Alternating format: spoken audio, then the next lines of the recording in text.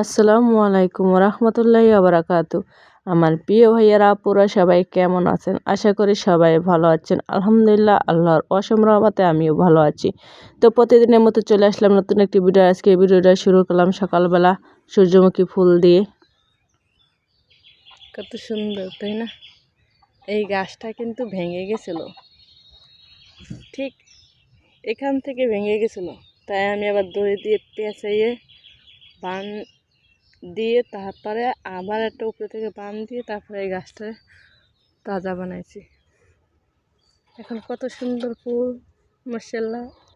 আর এদিকে চলে আসলাম সকালবেলা রুটি বানানোর জন্য। যেহেতু বাসায় মাত্র 2জন মানুষ, আমি আর আমার মেয়ে। আমার আম্মু বেড়াতে গেছে, আমার আব্বু বেড়াতে গেছে, এই জন্য অল্প রুটি বানাচ্ছি। আর এদিকে চলে আসলাম দুপুরের জন্য রান্না করার জন্য। তো তেলাপিয়া মাছ ভাজতেছি আর হচ্ছে যে টাকি মাছ রান্না করতেছি। এই কিন্তু বোনের বাসায় রান্না করতেছে, আমাদের বাসায় না।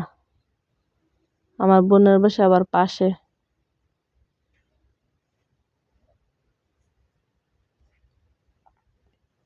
মাত্র 2 মিনিট লাগে হেঁটে যেতে। তো এদিকে মাছ ভাজা হয়ে গেছে, একটা করে উঠিয়ে রাখতেছি।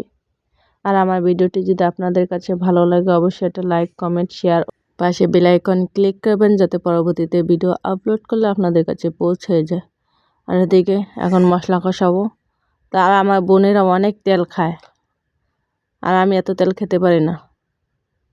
মানে অল্প তেল দিয়ে মোটে রান্না করতে পারে না। আর আমি রান্না করতে হয়েছে, আমারও বলছে যে তেল বেশি দিয়ে রান্না করতে। তো এখন মশলা কষাচ্ছি। এখানে হচ্ছে পেঁয়াজ, জিরা, রসুন বাটা, আর এখনও দিয়ে দিতেছি লবণ, সাথে হলুদের পাউডার, মরিচের পাউডার দিয়ে কষাবো এখন।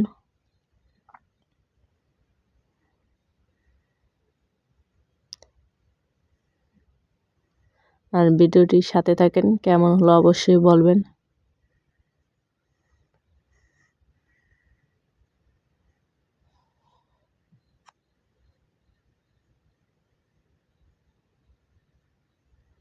তো আলু দিয়ে মাছ দিয়ে রান্না করব, আর ডাল চচ্চড়ি করব।